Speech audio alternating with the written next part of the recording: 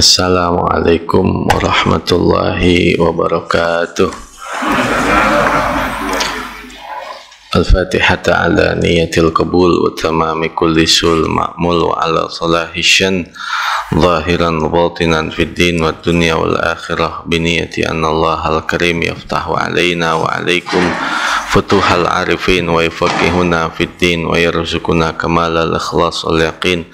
Thumma ila ruh muallifi hadal kitabi Asy-Syaikh Al-Allamah Al-Faqih Abdullah bin Abdurrahman Ba'fadhal Al-Hadrami Asy-Syafi'i anallah al-karim yu'li darajatih fil jannah wa yanfuna bi ulumih wa ya'idalina min barakatih wa asrarih wa anwarih wa ulumih wa nafahatih fid din wad dunya wal akhirah wa ila hadratin Nabi Muhammadin sallallahu alaihi wasallam wa ala alihi wa sahbihi wa mawalah. Al-Fatihah. A'udzu billahi minasyaitonir rajim. Bismillahirrahmanirrahim. Alhamdulillahi rabbil alamin. Arrahmanir rahim. Maliki yaumiddin. Iyyaka na'budu wa iyyaka nasta'in. Ihdinas siratal mustaqim. Shiratal ladzina an'amta 'alaihim ghairil maghdubi 'alaihim waladdallin. Rabbi ighfirli wa liwalidayya amin. Kita buka halaman 8, masih membicarakan tentang faslun fil ma'in najis. Bismillahirrahmanirrahim. Alhamdulillahi rabbil alamin. Wassalatu wassalamu ala sayyidina wa maulana Muhammad wa ala alihi wa sahbihi ajma'in, amma ba'd. Faqala syekhul muallifu rahimahullahu ta'ala wa adama naf'a bihi wa bi barakati ulumihi wa bikum bid darain, amin. Qala radhiyallahu anna wa ankum. Qala radhiyallahu anhu wa idza kana al-ma'u kullataini fala yanjusu biwuqu'in najasati fihi. Dan jika adalah air itu lebih dari 2 kullah, maka tiada akan menjadi najis dengan sebab kejatuhan najis di dalamnya. Air yang banyak, air yang mencapai ukuran 2 kullah, maka apabila kejatuhan najis di dalamnya, maka dia tidak akan menjadi najis. Ini yang menjadi pendapat dari Imam Malik ibn Anas, berbeda dengan pendapat muridnya Al-Imam Asy-Syafi'i Muhammad bin Idris Asy-Syafi'i. Air yang lebih dari 2 kullah atau air yang banyak, apabila kejatuhan najis di dalamnya, apakah dia menjadi najis atau tidak? Maka Al-Imam Asy-Syafi'i berkata, air yang banyak pun akan menjadi najis jika kejatuhan najis, yaitu illa in taghayyara ta'muh aw launuh aw rihuh walau taghayyuran yasiran, kecuali apabila ada perubahan dari sisi ta'muh, rasanya, aw launuh atau warnanya, aw rihuh atau baunya. Untuk ukuran air yang sedikit, seumpama 1 gelas, seumpama 1 ember, kejatuhan najis di dalamnya berubah ataupun tidak, maka sudah menjadi air najis. Sedangkan air yang banyak apabila kejatuhan najis, apakah hukum air itu najis ataupun tidak? Kata Al-Imam Asy-Syafi'i, dilihat dulu apakah ada perubahan ditinjau dari rasanya, ditinjau dari warnanya, ditinjau dari baunya. Walau taghayyuran yasiran, walaupun perubahannya sedikit. Air yang banyak dengan sebab kejatuhan najis, walaupun ada perubahan yang sedikit, maka hukum air itu pun menjadi najis. Fa in zala taghayyuruhu binafsihi au bima'in tahura, maka apabila hilang perubahannya itu dengan sebab sendirinya, seumpama baunya sudah menjadi hilang, warnanya sudah menjadi hilang, baunya sudah menjadi hilang, dan perubahannya itu binafsih, dengan sendirinya, au bimain, atau ditambahkan dengan air, tahura, maka air itu kembali menjadi suci. Au bimiskin au kadurati turabin fala, atau berubah dengan minyak misik, atau berubah dengan sebab keruhnya tanah, maka tidaklah menjadi suci, karena ada percampuran minyak misik atau minyak wangi atau seumpama alkohol. Khamr itu adalah najis jika berupa cairan. Sedangkan khamr yang berupa benda padat seperti ganja, narkoba, putau, sabu-sabu, obat-obat yang terlarang, hukumnya adalah suci, mengkonsumsinya najis dan haram. Kullu muskirin khamrun wa kullu khamrin haramun, ma'askara katsiruh faqaliluhu haramun. Setiap yang memabukkan itu disebut dengan khamr, dan setiap khamr hukumnya adalah haram. Dan apapun yang banyaknya menghilangkan akal dan memabukkan, maka sedikitnya adalah haram.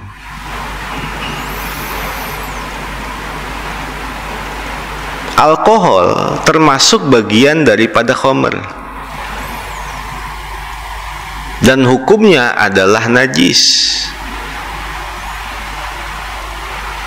Lalu bagaimana seandainya minyak wangi bercampur dengan alkohol, sehingga sekarang itu ada bertuliskan minyak wangi non alkohol?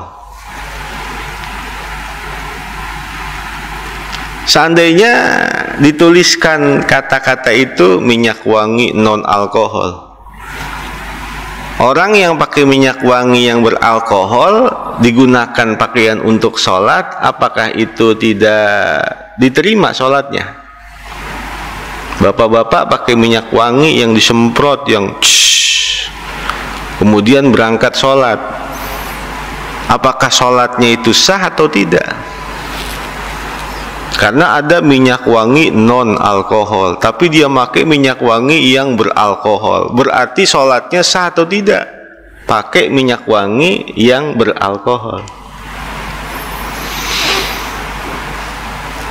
Alkohol itu digunakan bukan hanya untuk minyak wangi,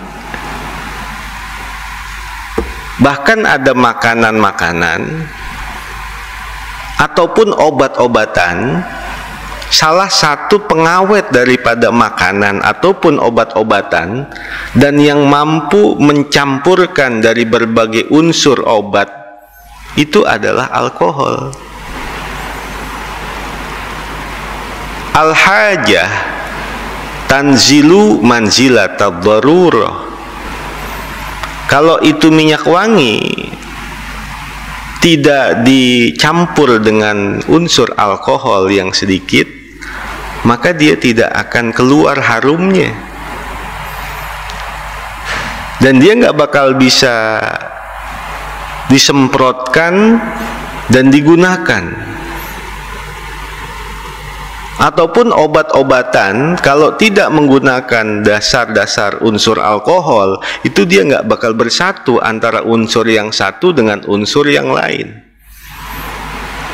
Bahkan makanan-makanan yang dijual di umum, ada salah satu pengawetnya adalah alkohol, dan semua itu adalah lil hajah, untuk kepentingan. Dan karena satu hajat untuk satu kepentingan, maka menempati satu kedaruratan, maka hukumnya adalah boleh. Jadi minyak wangi yang alkohol, yang non alkohol, nggak masalah itu, karena tanpa kita sadari kita minum obat-obatan, kemudian makan makanan warung, itu semuanya mengandung alkohol. Kalau dikatakan hukum haram, ya nggak satu sisi aja, semua pun menjadi haram. Kalau dikatakan alkohol itu haram, seumpama jika dicampurkan dengan sesuatu yang halal, maka hukum yang lain pun menjadi haram. Akan tetapi karena lil hajah, al hajah tanzilu manzilatad darurah, karena ada satu kepentingan dan hajat, maka kepentingan dan hajat itu menempati kedudukan kedaruratan. Jadi nggak masalah minyak wangi yang beralkohol ataupun tidak, itu tidak bermasalah. Beda lagi seandainya alkohol itu jatuhnya di cairan. Seumpama satu gelas kita ini ditetesin alkohol, baru hukumnya najis, hukumnya haram. Karena kemarin kalau ada unsur kesengajaan, itu bisa menyebabkan najis, karena nggak ada kepentingan apa-apa. Air kita satu gelas ditetesin satu tetes alkohol saja, itu haram, najis, ada unsur kesengajaan. Untuk kebutuhan minyak wangi, makanan, obat-obatan, itu lil hajah, karena ada hajat, karena ada kepentingan. Sehingga tadi hajat dan kepentingan menempati kedudukan kedaruratan.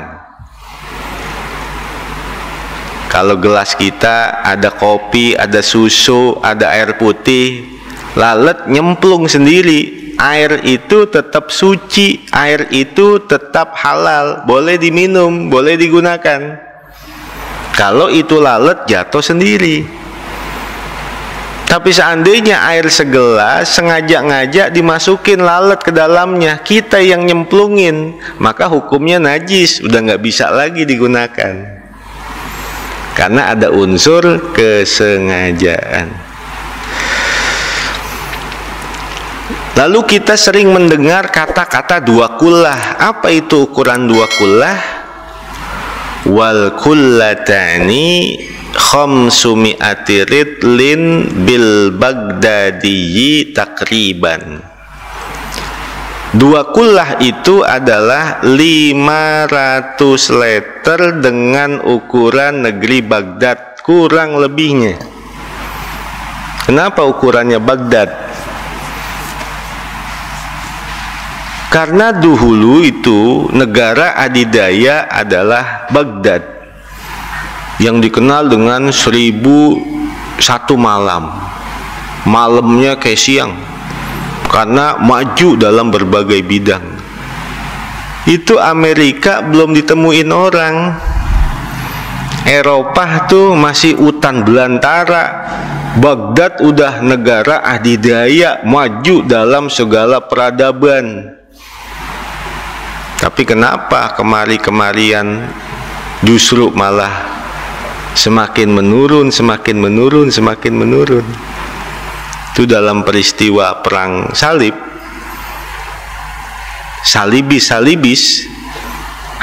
diperintahkan oleh pemimpin-pemimpin mereka ketika akan menghancurkan kota Baghdad, ambil dan selamatkan terlebih dahulu adalah buku-buku, kitab-kitab ulama-ulama mereka yang ada di perpustakaan. Itu yang pertama kali harus diselamatkan. Mereka masuk ke Baghdad, menghancurkan Baghdad. Semua kitab-kitab, karangan-karangan ulama-ulama waktu itu dibawa semua ke Eropa. Satu sisi dalam keadaan umat Islam dari dulu sampai hari ini, karena kurangnya minat baca dan belajar, maka disitulah letak semakin menurun kemajuan dan perkembangan umat Islam. Padahal ayat yang pertama kali diturunkan adalah Iqra. Iqra bismi rabbikal ladzi khalaq. Khalaqal insana min 'alaq. Iqra wa rabbukal akram. Alladzi 'allama bil qalam 'allamal insana ma lam ya'lam. Kita disuruh baca. Belajar. Disitulah letak kemunduran umat Islam. Jadi ukuran dua kullah itu dengan letteran negeri Baghdad, dua kullah 500 letter kurang lebih. Fala yadhurlu nuqsanu ritlain. Dan tiada mengapa menguranginya 2 letter. 500 letter dikurangin 2 letter, itu air masih dikatakan ukuran 2 kullah. Wa yadurru nuqsanu aktsara. Dan dapat membahayakan jika dikurangi lebih dari 2 letter. Lalu ukuran 500 letter kalau ditempatkan, ukuran tempatnya itu berapa? Panjangnya berapa? Dalamnya berapa? Lebarnya berapa? Ukuran 500 letter, ukuran 2 kullah itu. Wa qadruhuma bil misahah fil murabba' dira'un wa rub'un tulan wa ardan wa umqan. Maka ukuran 500 letter, ukuran 2 kullah itu jika ditempatkan di satu tempat yang segi 4, maka panjangnya adalah 1 dira lebih 1/4, lebarnya 1 dira lebih 1/4, dan dalamnya 1 dira lebih 1/4. 1 dira 1/4. Ukuran yang paling mudah untuk ukuran kita, 1 dira 1/4 itu adalah 60 cm lebar, 60 cm dalam, 60 cm panjang.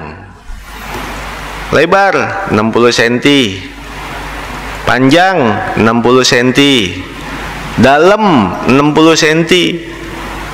Kalau ada wadah-wadah yang mencapai ukuran panjang 60 cm, lebar 60 cm, dalam 60 cm, itu sudah dikatakan 2 kullah namanya. Dhira, yang namanya dhira, ma baina ru'usil asabi' ilal mirfaq. Ini namanya dhira. Dari ujung jari kita sampai sikut. Nah, ini namanya ukuran dhira namanya. Ini namanya ukuran dhira. Yang dalam ilmu tayammum, kata Al-Imam Asy-Syafi'i, itu tayammum itu ya dari ujung kuku sampai sikut. Sedangkan kata Imam Malik, orang tayamum cukup sampai pergelangan tangan aja cukup sudah. Ini kata Imam Malik, tayamum sampai sini aja cukup, boleh, nggak perlu sampai ke atas-atas. Sedangkan ulama-ulama yang lain ada juga yang mengajarkan bertayamum dari ujung jari sampai ke ketiak. 3 cara bertayamum. Imam Syafi'i dari ujung jari sampai sikut, Imam Malik dari ujung jari sampai pergelangan tangan, yang lain dari ujung jari sampai ke ketiak. Itu bertayamum. Nah, itu perbedaan di kalangan para ulama.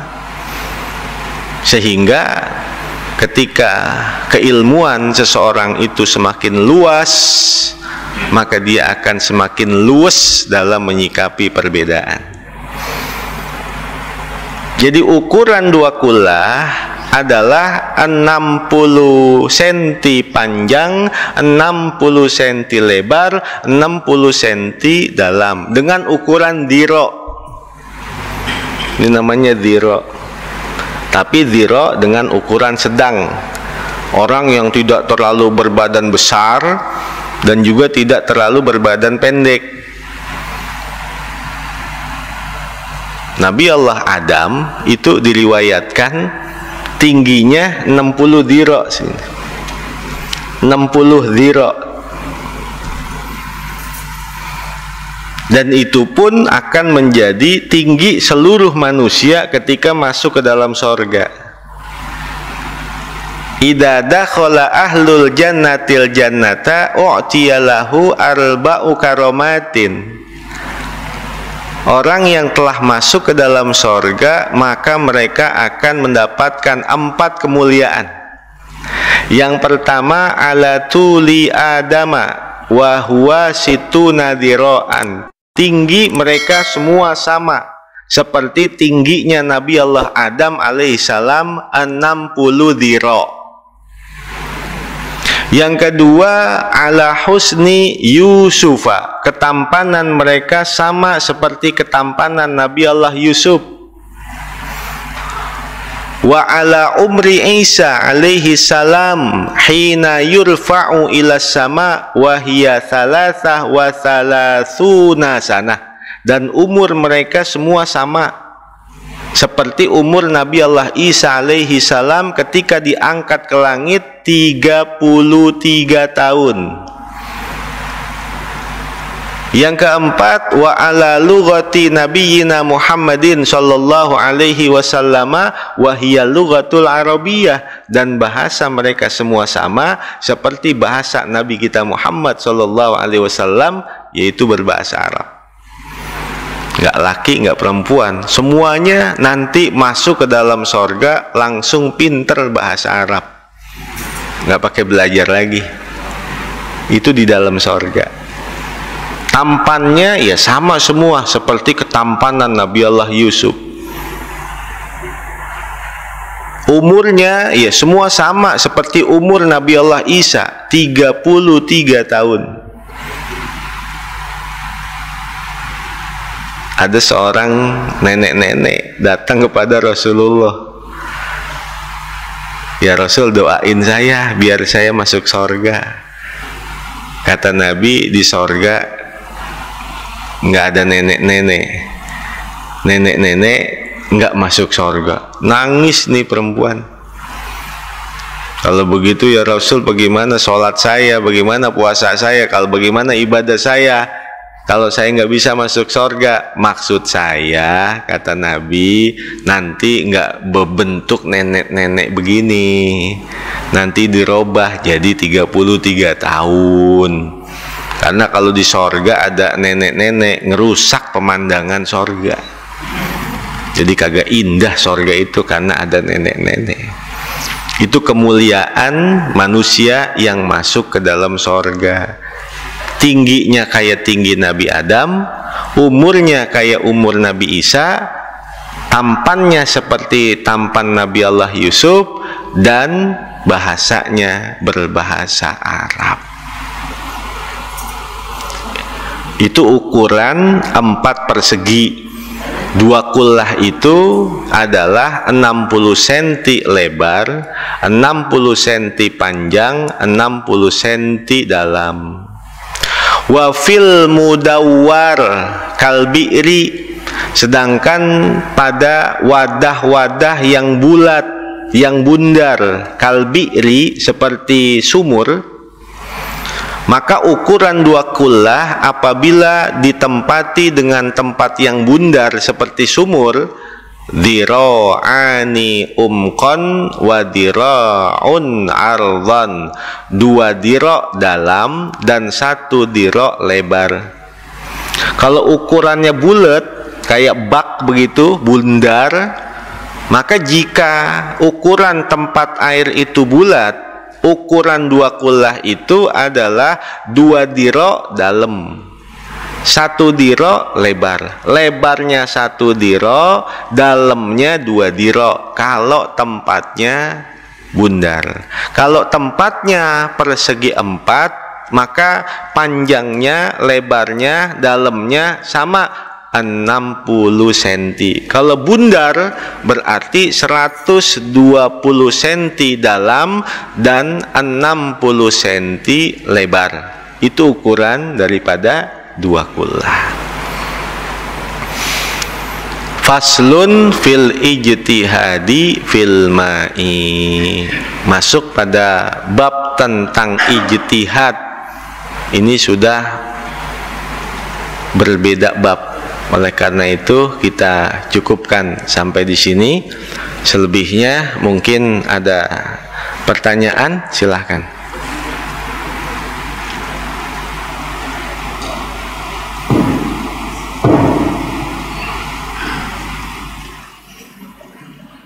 Assalamualaikum warahmatullahi wabarakatuh. Waalaikumsalam warahmatullahi wabarakatuh. Saya ingin bertanya mengenai soal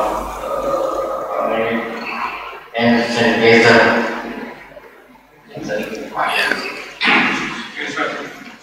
Hand sanitizer di situ ada alkoholnya. Memang pernah kalau mungkin biar bagus, ya pernah kata badannya alkohol itu adalah najis. Jadi saya punya pandangan waktu itu, alkohol kan yang haram itu minumnya. Apakah mutlak? Apakah mutlak haram diminum? Itu sudah najis. Jadi misalnya kita analogi yang lain, misalnya bensin haram diminum. Tetapi apakah bensin najis? Soalnya kalau misalnya alkohol sama dengan bensin, ya, jadi alkohol itu haram diminum, tetapi itu belum tentu najis. Kayak waktu itu hand sanitizer yang kita pakai alkoholnya, makanya untuk sebelum salat bisa dipakai untuk pakai saya menurut pikiran saya sebenarnya. Nah, saya ingin tanya Pak, apakah mutlak bahwa sesuatu yang diharamkan diminum atau dikonsumsi itu sudah bisa dianggap sebagai najis? Kayak alkohol. Sekian terima kasih. Ya. Satu kaidah mengatakan, yang pertama tadi sudah saya sebutkan, al-hajah tanzilu manzilatal darurah. Karena ada satu hajat. Hajat itu kebutuhan. Dengan sebab kebutuhan, maka menempati kepada kedudukan kedaruratan. Sepuncak-puncaknya adalah ad-darurat tubihul mahzurat. Dengan sebab kedaruratan, maka itu menjadi boleh hal-hal yang diharamkan.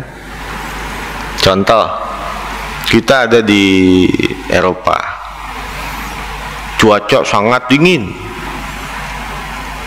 sedangkan suhu badan kita hanya bisa dihangatkan dengan sebab kita minum khamr, sehingga suhu tubuh kita menjadi hangat dan menjadi normal dan menjadi sehat dan dapat menyelamatkan nyawa kita.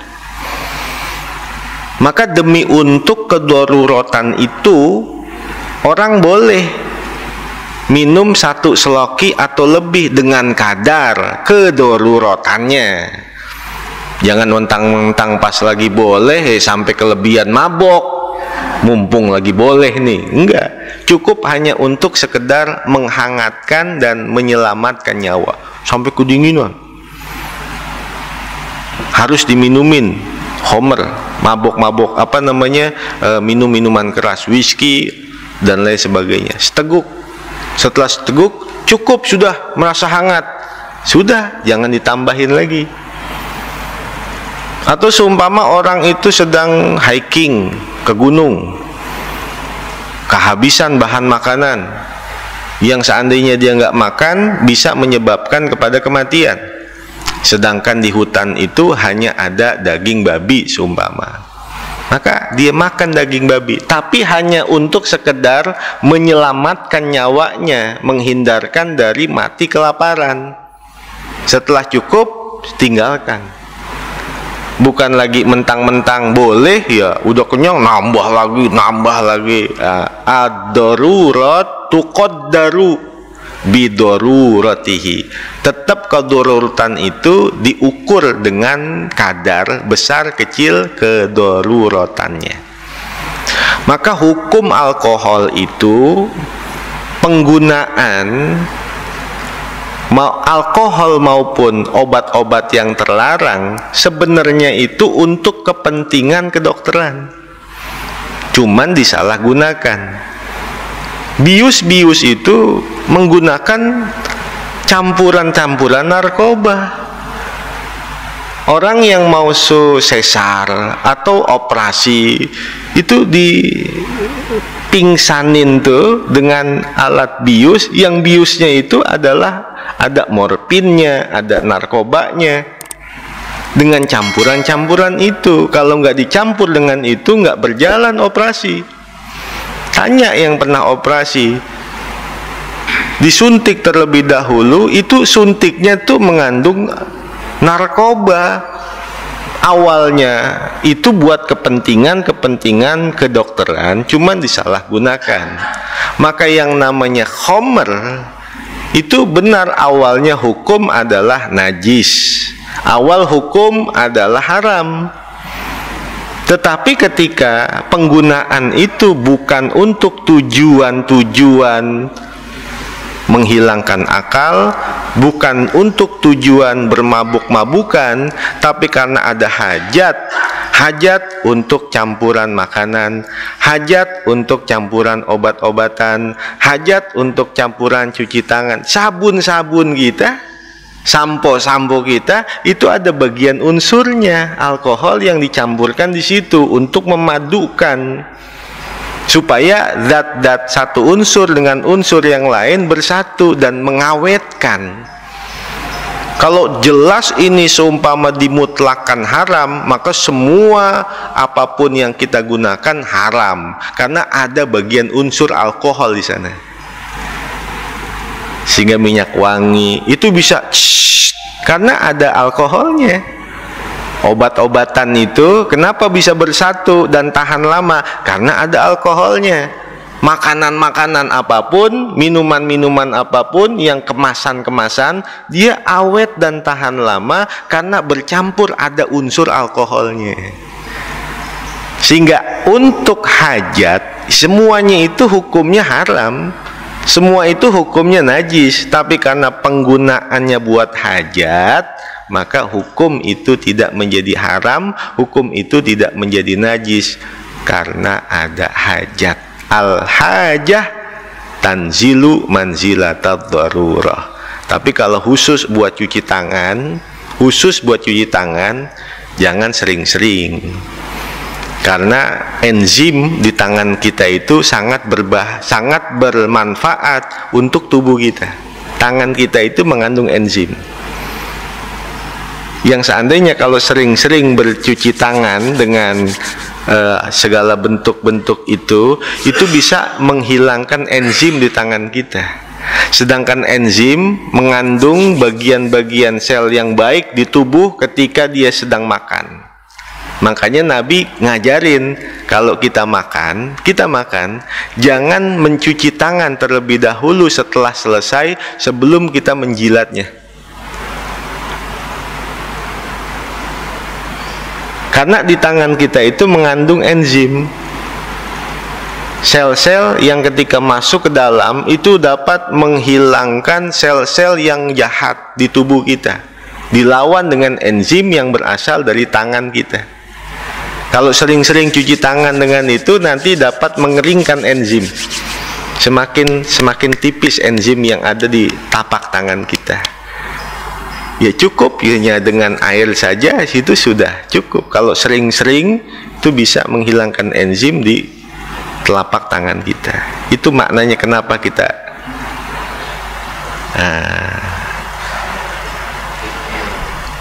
cukup. Ada lagi? Ya. Waalaikumsalam.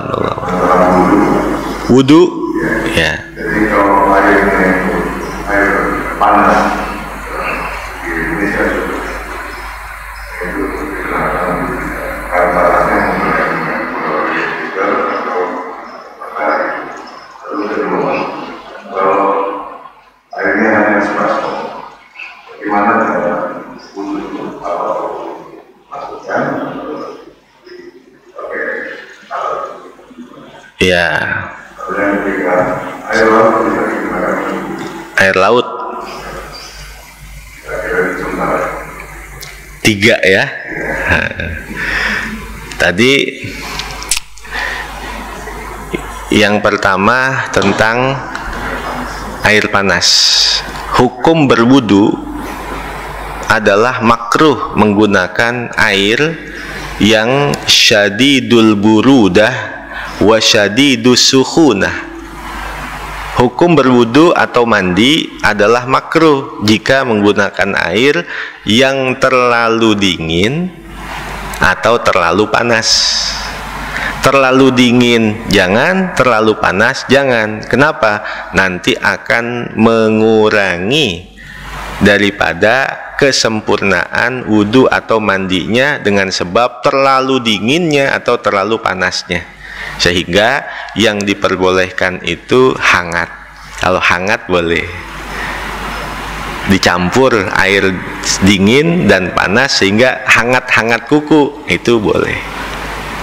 Tapi ukuran kesehatan badan itu jika bangun tidur akan terasa beda ketika menggunakan air biasa dengan air hangat. Sel-sel di badan kita lebih hidup ketika disiram dengan air biasa, beda dengan air hangat, justru dia semakin lemah. Sehingga jangan sering-sering mandi air hangat, karena sel di tubuh kita itu dapat mati. Sehingga coba lihat orang yang mandi air hangat kadang-kadang malah ngantuk. Tapi kalau dia mandi air biasa, segar, fresh. Jadi jangan sering-sering mandi air hangat, air biasa saja dengan kaifiat-kaifiat yang pada pertemuan terdahulu saya sudah terangkan. Dari telapak kaki naik ke atas. Kalau sudah rata leher ke bawah, baru bagian akhir kepala. Itu yang benar-benar menyehatkan badan. Jangan langsung bangun tidur disiram di kepala. Nah ini yang banyak menyebabkan orang jatuh di kamar mandi. Kenapa? Kondisi badan belum siap. Ibarat seng panas disiram, cus, ngebul. Itu sama seperti itu. Seng panas disiram, push, kaget sel-sel otak menerima air yang belum siap badan menerimanya. Jadi boleh sesekali aja air hangat, tapi jangan terlalu sering. Justru air yang bagus buat badan air yang biasa aja, tapi dengan cara mandi seperti tadi tuh, dari bawah telapak kaki dulu, naik ke atas pelan-pelan, terakhir kepala. Satu tentang wudu. Yang kedua, air yang dibaskom. Nah, kalau air yang dibaskom itu namanya air kurang dari 2 kullah. Bagaimana cara wudunya? Waktu kita berkumur-kumur, mengambil pertama kali, auzubillahi minasyaitonirrajim, bismillahirrahmanirrahim, nawaitul igtirab. Nawaitul igtirab, saya niat menjadikan tangan saya seperti gayung. Jadi seolah-olah tangan kita itu menjadi seperti gayung. Pas jatuh di muka, nawaitul wudu. Udah segitu aja. Sekali lagi, pas air jatuh di muka, nawaitul wudu. Ambil lagi. Ya terus sempurnakan. Karena seandainya kalau dia tidak niat nawaitul igtirab, ambil air, nawaitul wudu, lalu dia celup lagi, berarti ada air yang bekas dia gunakan basuhan wajib, dia celupin kembali untuk mengambil air, maka air yang ada di baskom itu menjadi mustamal, suci namun tidak mensucikan. Jadi syaratnya ketika baru mau mengambil, nawaitul igtirab, kalau airnya kurang dari 2 kullah. 2. Lalu yang ketiga tadi air lautan. Dalam hadis dikatakan al-bahru tahurun wa maitatuhu halalun, rawahul Bukhari wa Muslim. Air laut itu hukumnya adalah suci dan mensucikan. Kita berwudu di sana, mandi di sana boleh. Jangankan airnya, bangkainya halal. Bagaimana ikan paus? Sebesar itu ketika dia mati halal. Maka hukum orang yang berada di lautan, air banyak, tetapi dia khawatir ketika menggunakan air itu lantaran dia berada di satu perahu, khawatir nanti akan tenggelam, maka dia boleh bertayamum.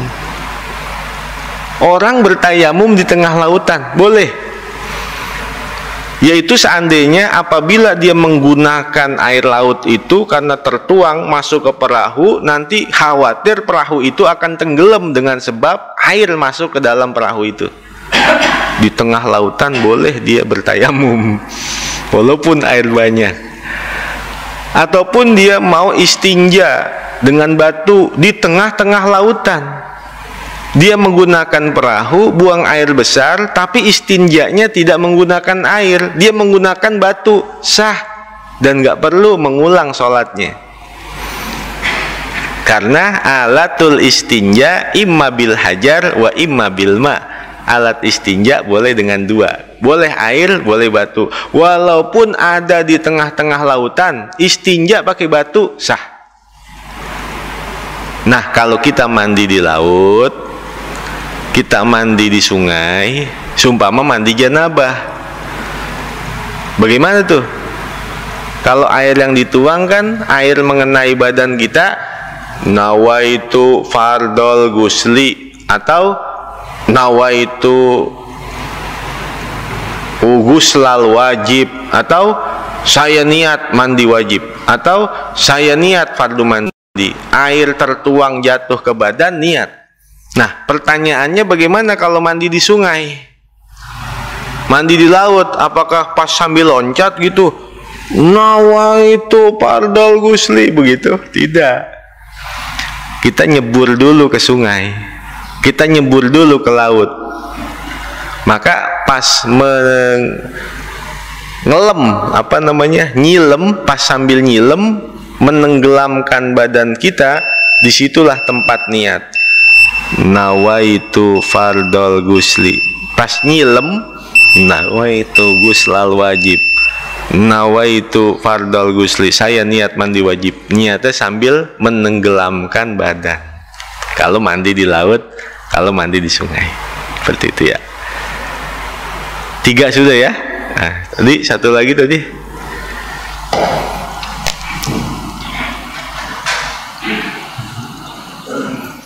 Assalamualaikum warahmatullahi wabarakatuh. Waalaikumsalam warahmatullahi wabarakatuh. Tadi dijelaskan tentang masalah perbedaan antara Imam Syafi'i dan Imam Malik.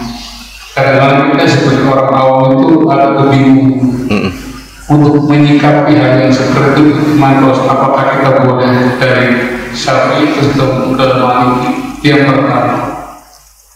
Yang kedua, ini hanya pertanyaan singkat.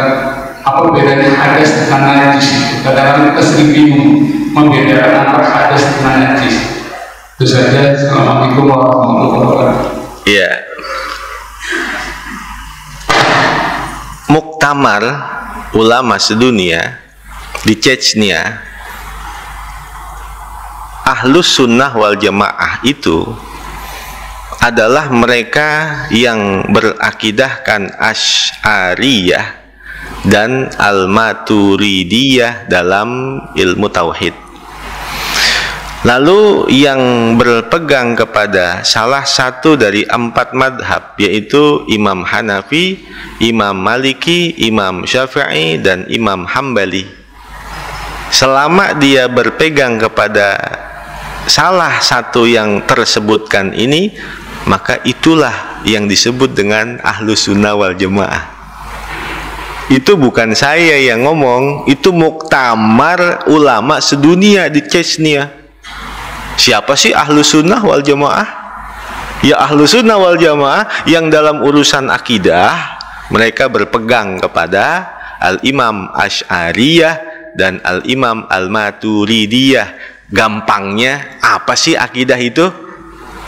Kita udah hafal dari dulu.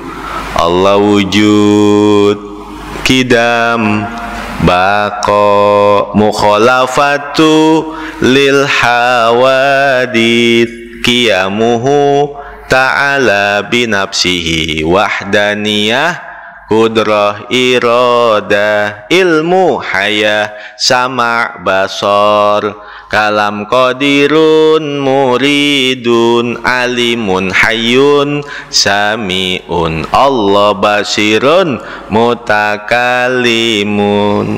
Ya pasti kita hafal itu, atau minimal kita sudah sering dengar dari kecil kan.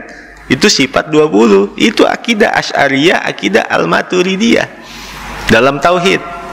Lalu Imam Maliki, Imam Hambali, Imam Syafi'i, Imam Hanafi, itu hubungannya guru murid, guru murid, guru murid. Lalu boleh gak kita kadang Maliki, kadang Syafi'i, kadang Hambali, kadang Hanafi? Ya nggak boleh, itu talfik namanya. Nah di Indonesia itu sudah mayoritas hampir 80% bermadhab Syafi'i dalam urusan fikih.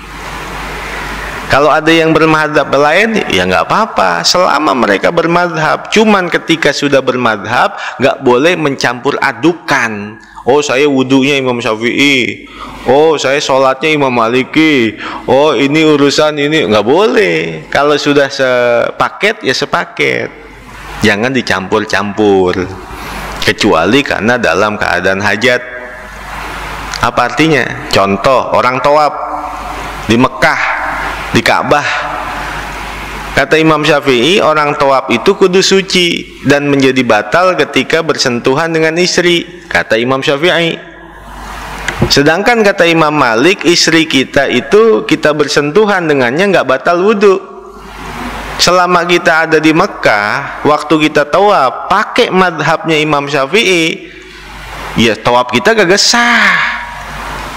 Karena kita bersentuhan dengan istri, kita pegangin sama istri, kita pegangin istri kita. Karena kalau tawaf istri kita nggak kita pegang tangannya, insya Allah hilang. Karena dia berpatokan, wah kalau saya pegang istri saya batal wudhu, akhirnya dilepas istrinya, bahaya.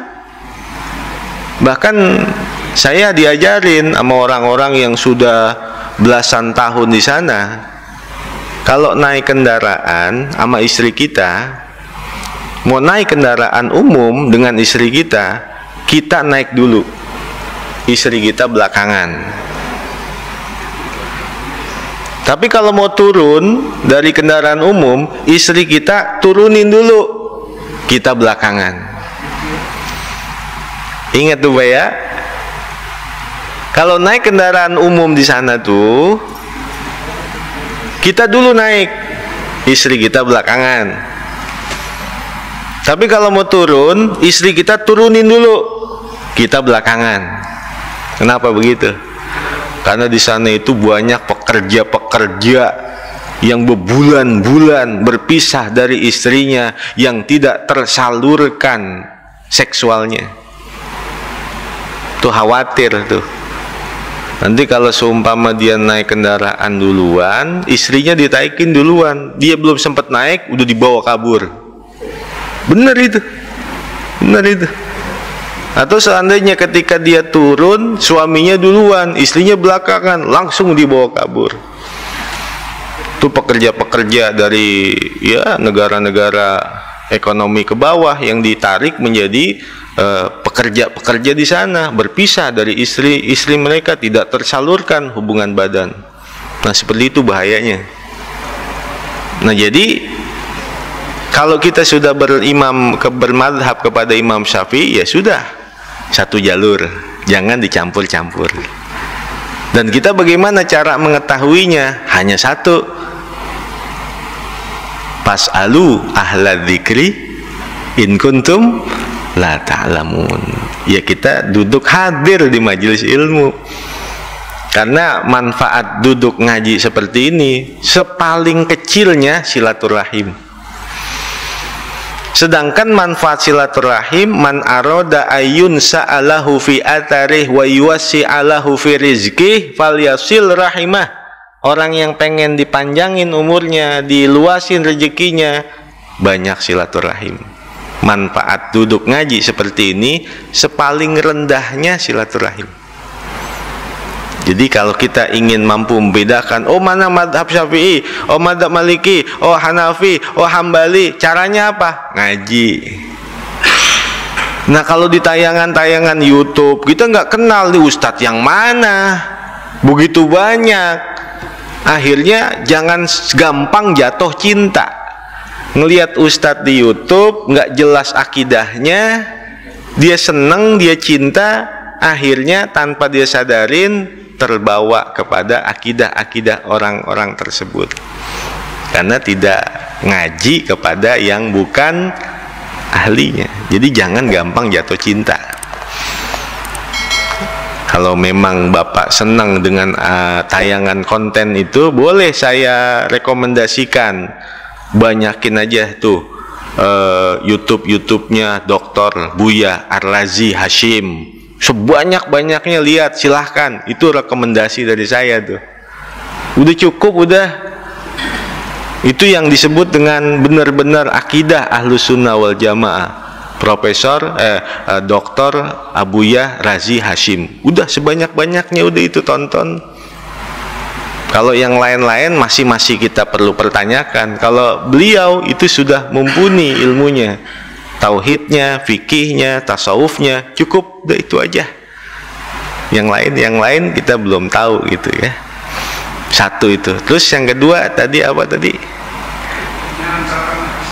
Oh, hadas dengan najis. Najis ada lagi dengan najas. Ada najas, ada najis. Kencing, tai, darah, nanah itu najas. Kalau kena ke pakaian kita itu najis. Kencing itu najas. Lalu tetesan air kencing kena ke pakaian kita itu najis, bukan najas. Udah bisa pahamin ya? Oh, hadas. Nah, kalau hadas itu adalah orang yang mengeluarkan dari kemaluan depannya atau kemaluan belakang. Kalau dia keluar mani, berarti dia punya hadas. Hadasnya hadas besar, namanya junub prosesnya. Kalau dia keluar kemaluan depan air kencing atau keluar kemaluan belakang seumpama buang air besar, itu namanya hadas. Hadasnya hadas kecil. Jadi prosesnya hadas, yang dikeluarkan najas. Mengenai sesuatu najis. Paham itu ya? Orang yang nggak punya wudhu berarti hadas kecil. Orang yang sedang menanggung hadas besar dengan sebab hubungan badan, keluar mani, kemudian keluar darah haid, itu dia berhadas. Hadasnya hadas besar. Jadi prosesnya hadas yang dikeluarkan najas mengenai sesuatu namanya najis. Cukup ya? Wassumma qala wallahu a'lam bissawab. Mudah-mudahan Allah sehatkan badan kita, panjangkan umur kita dalam taat ibadah kepada Allah. Allah berikan ilmu yang bermanfaat fid din wad dunya wal akhirah. Kita doakan juga buat orang-orang yang mewakafkan tanahnya buat masjid ini, yang beramal jariah, yang bersedekah untuk masjid ini, yang mengurus, yang memperjuangkan masjid ini. Mudah-mudahan Allah menerima semua amal ibadahnya, Allah memberikan keberkahan serta keridhaannya, dan mendapatkan syafaat Nabi kita Muhammad sallallahu alaihi wasallam. Bitilkan niyah. Al-Fatihah. A'udzubillahi minasyaitonirrajim. Bismillahirrahmanirrahim. Alhamdulillahirabbil alamin. Arrahmanirrahim. Maliki yaumiddin. Iyyaka na'budu wa iyyaka nasta'in. Ihdinas siratal mustaqim. Siratal ladzina an'amta 'alaihim ghairil maghdubi 'alaihim waladdallin.